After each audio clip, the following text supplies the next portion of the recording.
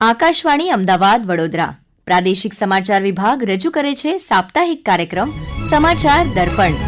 શ્રોતા મિત્રો, ગયું અઠવાડિયું દેશ અને રાજ્યમાં રાજકીય ગરમાઓ, આર્થિક સમૃદ્ધિના સંકલ્પો અને વિજ્ઞાન ક્ષેત્રે નવીનતમ સિદ્ધિઓનું સાક્ષી રહ્યું છે.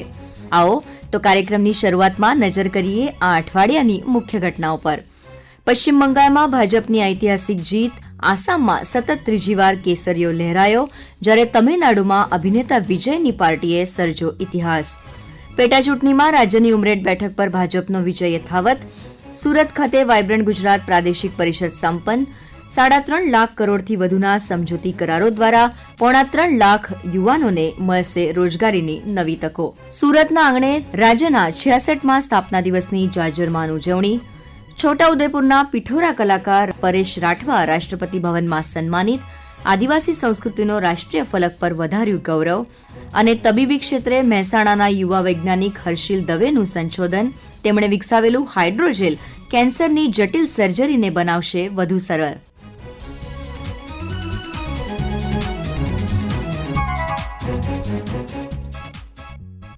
નમસ્કાર શ્રોતા મિત્રો. લોકશાહીના મહાપર્વ સમાન 4 રાજ્યો અને 1 કેન્દ્રશાસિત પ્રદેશની વિધાનસભા ચૂંટણીના પરિણામોએ દેશના રાજકીય નકશા પર નવી રેખાઓ અંકિત કરી છે. સૌથી રસપ્રદ પરિણામ પશ્ચિમ બંગાળમાં જોવા મળ્યું છે, જ્યાં ભારતીય જનતા પાર્ટીએ પહેલીવાર 204 બેઠકો સાથે પ્રચંડ બહુમતી મેળવી સત્તાના સૂત્રો સંભાળ્યા છે. આસામમાં પણ ભાજપે વિકાસના જોરે સતત ત્રીજી વખત સત્તા જાળવી રાખી છે.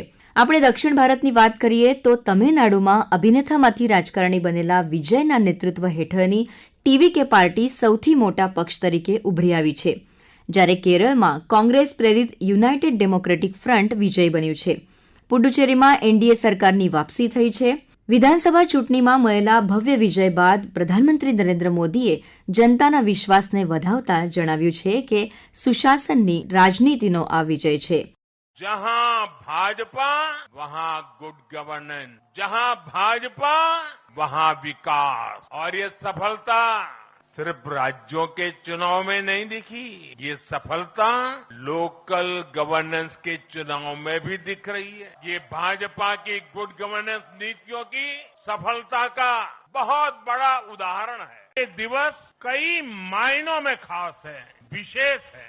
ये देश के उज्जवल भविष्य की उद्घोषणा का दिन है. ये भरोसे का दिन है. भरोसा भारत के महान लोकतंत्र पर, भरोसा परफॉर्मेंस की पॉलिटिक्स पर, भरोसा स्थिरता के संकल्प पर, भरोसा एक भारत श्रेष्ठ भारत की भावना पर.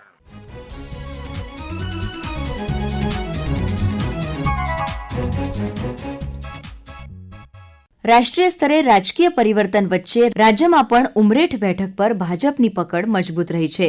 આણંદ જિલ્લાની ઉમરેઠ વિધાનસભા બેઠકની પેટાચૂંટણીમાં ભાજપના ઉમેદવાર હર્ષદ પરમારે 30,743 મતોના માર્જિન સાથે ભવ્ય વિજય મેળવ્યો છે. ચૂંટણી પરિણામો અંગે વધુ વિગત આપી રહ્યા છે અમારા પ્રતિનિધિ પરેશ મકવાણા. આણંદ જિલ્લાની ઉમરેઠ વિધાનસભા બેઠકના ધારાસભ્ય ગોવિંદભાઈ પરમારનું ગત માર્ચ માસમાં અચાનક હૃદયરોગના હુમલાને કારણે અવસાન થયું હતું, જેથી આ ઉમરેઠ વિધાનસભા બેઠક ખાલી પડતા ચૂંટણી પંચ દ્વારા અન્ય રાજ્યોની ચૂંટણી સાથે જ તેની પેટા ચૂંટણી જાહેર કરવામાં આવી હતી. ગત તારીખ 23મી એપ્રિલના રોજ આ બેઠક ઉપર મતદાન કરવામાં આવ્યું હતું. ઉમરેઠ વિધાનસભાની બેઠક ઉપર છેલ્લી 2 ટર્મથી ભાજપના ધારાસભ્ય તરીકે સ્વર્ગસ્થ ગોવિંદભાઈ પરમાર ચૂંટાઈ આવ્યા હતા, જેથી આ બેઠકની પેટા ચૂંટણી માટે ભારતીય જનતા પાર્ટી દ્વારા તેમના પુત્ર અને ચિખોદરા ગામના સરપંચ હર્ષદભાઈ ગોવિંદભાઈ પરમારને પસંદ કરવામાં આવ્યા હતા. 2.46 લાખ મતદારો ધરાવતી ઉમરેઠ વિધાનસભા બેઠક માટે કોંગ્રેસ દ્વારા આ વખતે મજબૂત ઉમેદવાર તરીકે ઉમરેઠ તાલુકા પંચાયતના પૂર્વ પ્રમુખ અને પ્રદેશ ડેલિગેટ એવા ભૃગુરાજસિંહ ચૌહાણને મેદાનમાં ઉતાર્યા હતા, જેથી આ પેટા ચૂંટણી માટેનો જંગ રોચક બન્યો હતો. અન્ય 4 ઉમેદવારો પણ આ મેદાનમાં હતા, પરંતુ કોંગ્રેસનું નબળું નેટવર્ક અને ભાજપ દ્વારા સંગઠનના કાર્યકરોએ કરેલી જહેમત અને સહાનુભૂતિને કારણે આ બેઠકની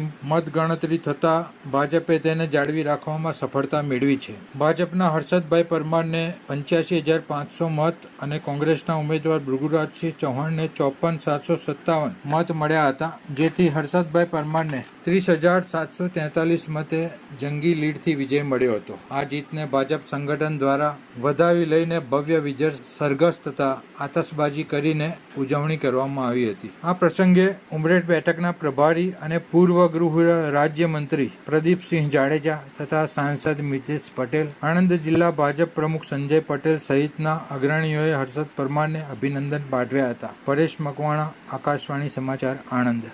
આ વિજય બાદ પ્રતિભાવ આપતા નવનિર્વાચિત ધારાસભ્ય હર્ષદ પરમારે મતદારોનો આભાર માનતા વિસ્તારના વિકાસની નેમ પણ વ્યક્ત કરી હતી.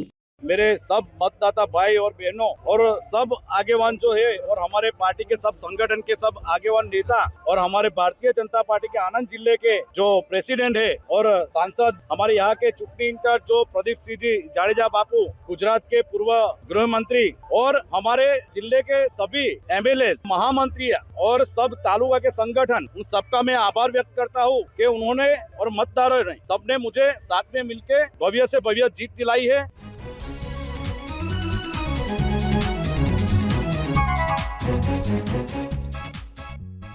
રાજકીય ઘટનાક્રમોની સાથે સાથે રાજ્યની આર્થિક સમૃદ્ધિની ગતિ પણ આ અઠવાડિયામાં તેજ બની છે, જેનો પુરાવો સુરતની વાયબ્રન્ટ ગુજરાત પ્રાદેશિક પરિષદમાં જોવા મળ્યો. સુરત ખાતે યોજાયેલી આ પરિષદમાં વિક્રમી 2,792 જેટલા એમઓયુ કરવામાં આવ્યા, જેનું અંદાજિત મૂલ્ય 3.5 લાખ કરોડ રૂપિયાથી પણ વધુ છે. પરિષદના સમાપન સત્રને સંબોધતા નાયબ મુખ્યમંત્રી હર્ષ સંઘવીએ જણાવ્યું હતું કે આ રોકાણો દ્વારા આગામી 3 વર્ષમાં દક્ષિણ ગુજરાત ક્ષેત્રમાં અંદાજે 3.5 લાખ યુવાનોને પ્રત્યક્ષ રોજગારી મળશે. આ સમિટ દક્ષિણ ગુજરાતના ઉદ્યોગ અને વિકાસ માટે પણ ગેમ ચેન્જર સાબિત થશે તેમ તેમણે ઉમેર્યું હતું. ये 2 दिन में कुल मिला के 2792 एमओयूज वो खास तौर पे दक्षिण गुजरात की वाइब्रेंट गुजरात रीजनल कॉन्फ्रेंस में किए गए हैं. 3,53,306 करोड़ रुपए के एमओयूज वो दक्षिण गुजरात की धरती पे हुआ है. इसको आने वाले 3 साल में जब ये सभी प्रोजेक्ट एग्जीक्यूट हो जाएंगे, उससे दक्षिण गुजरात के 2.82 लाख युवाओं को सीधी रोजगारी प्राप्त होगी. ये वाइब्रेंट गुजरात रीजनल कॉन्फ्रेंस में हमने केवल सूरत शहर तक सीमित नहीं रखा है. हमने प्रयास किया है कि नॉन पॉल्यूटिंग इंडस्ट्रीज और जो इंडस्ट्रीज से ज्यादा महिलाओं को रोजगारी मिले, ऐसी इंडस्ट्रीज हम ट्राइबल डिस्ट्रिक्ट में ले जाने के प्रयास में हैं. हमारा फोकस रहा है तापी और डांग में, वलसाड़ के कुछ तालुका में, भरूच के कुछ तालुका में, सूरत डिस्ट्रिक्ट के कुछ तालुका में नॉन पॉल्यूटिंग इंडस्ट्रीज को ले जाना. और हमारा मेजर फोकस था वाइब्रेंट गुजरात रीजनल कॉन्फ्रेंस दक्षिण गुजरात में गारमेंट सेक्टर में और तेजी से और एग्रेसिवली हम ये सेक्टर्स के अंदर इन्वेस्टमेंट कैसे ले आ पाए, और हमें काफी बड़ी सफलता ये सेक्टर में मिली है. आने वाले 2 सालों में ट्राइबल डिस्ट्रिक्ट्स में कुल मिला के 25,000 से ज्यादा महिलाओं को सीधी रोजगारी मिल पाए, उसके लिए गारमेंटिंग इंडस्ट्रीज के मेजर लीडर्स के साथ भी हम ये दिशा में आगे बढ़ रहे हैं.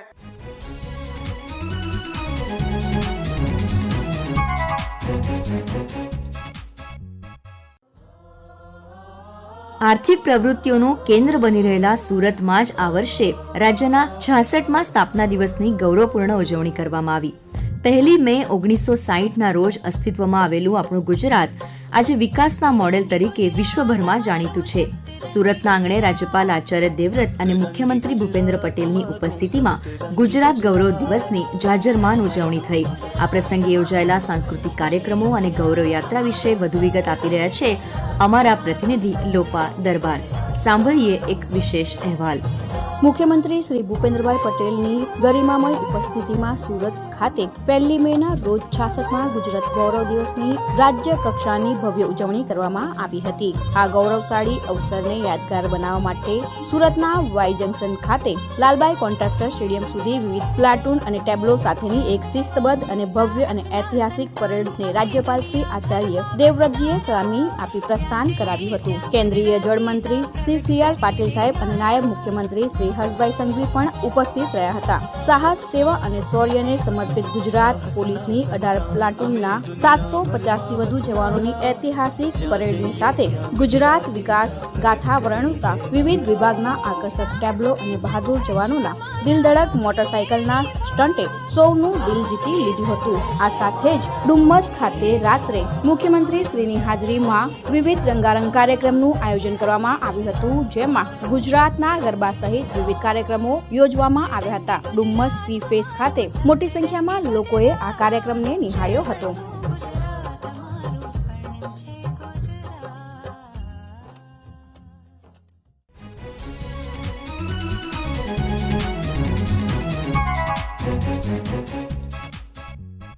વિકાસની સાથે ગુજરાતની પ્રાચીન સંસ્કૃતિ અને કલાકારોએ પણ રાષ્ટ્રીય સ્તરે ડંકો વગાડ્યો છે.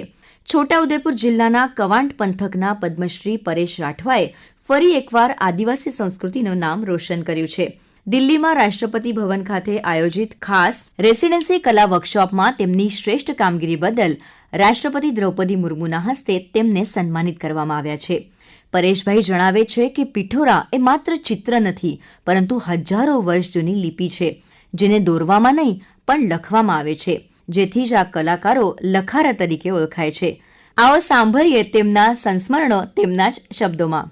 પદ્મશ્રી એવોર્ડ મળ્યા પછી ફરીથી મને દેશના રાષ્ટ્રપતિ ભવન ખાતે એક વખત ત્યાં મારી પોતાની આગવી કલા અને સંસ્કૃતિ બતાવવાનો મને મોકો મળ્યો. તારીખ 15 એપ્રિલથી લઈને 24 એપ્રિલ સુધી રેસિડેન્શિયલ આર્ટ વર્કશોપનું આયોજન રાષ્ટ્રપતિ ભવન દ્વારા કરવામાં આવ્યું હતું અને આ વર્કશોપની અંદર દેશના 13 રાજ્યોમાંથી 13 કલાકારોને બોલાવવામાં આવ્યા હતા. તેમાં ગુજરાત તરફથી મારી પસંદગી કરવામાં આવી હતી. આ એક અનેરો અવસર હતો અને આ કલા વર્કશોપની અંદર એક અલગ જ અનુભવ મને થયો, કેમ કે એક દેશના રાષ્ટ્રપતિ ભવનની અંદર રાષ્ટ્રપતિજીની અગવાઈની અંદર આ એક આખો કાર્યક્રમ થયો અને વિવિધ કલાકારો સાથે બેસીને એક આગવી કલા અને સંસ્કૃતિ ત્યાં આગળ પેશ કરવાનો મને મારી જે આદિવાસી કલા અને સંસ્કૃતિ પેશ કરવાનો મને મોકો મળ્યો. બાબા પિઠોરા દેવનું જે વિશેષ મહત્વ એટલા માટે છે કે રાઠવા આદિવાસી સમાજના આ ઈષ્ટદેવ છે અને તેની માનતા લઈને તેની પૂજા અર્ચના કરવામાં આવે છે અને તેની અંદર સગા સંબંધીઓને બોલાવીને આખો પ્રસંગ ઉજવવામાં આવે છે અને તેના ચિત્રોને ત્યાં આગળ દિવાલો ઉપર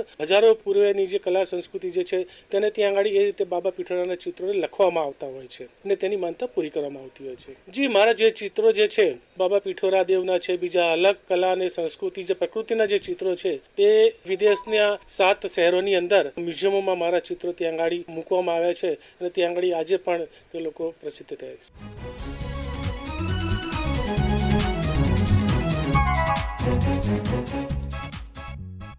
કલા બાદ હવે વાત કરીએ વિજ્ઞાનની, જ્યાં ગુજરાતના એક યુવા વૈજ્ઞાનિકે કેન્સરની સારવારમાં એક નવી આશા જગાવી છે.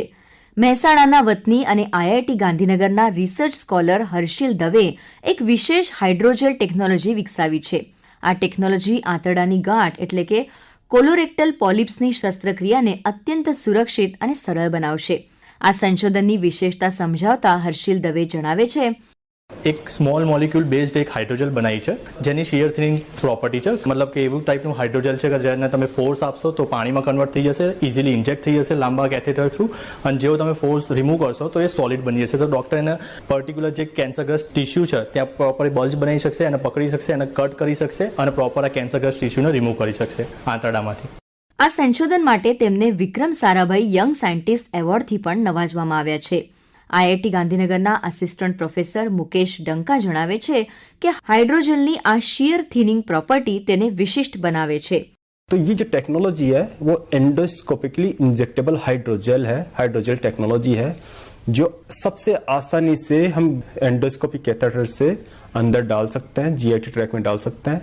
स्पेसिफिकली जहाँ पे ट्यूमर है उसके नीचे उसको डाल के और स्पेसिफिकली उस ट्यूमर को हम आसानी से डिटेक्ट करके निकाल सकते हैं. हम इसको क्लिनिकल ट्रायल्स में लेके जाना चाहते हैं ताकि हम इंडिया को ये टेक्नोलॉजी सोशल इम्पैक्ट कामों के लिए हम दे सके ताकि क्लिनिकल सेटिंग्स में लोगों के कैंसर का इलाज हो सके.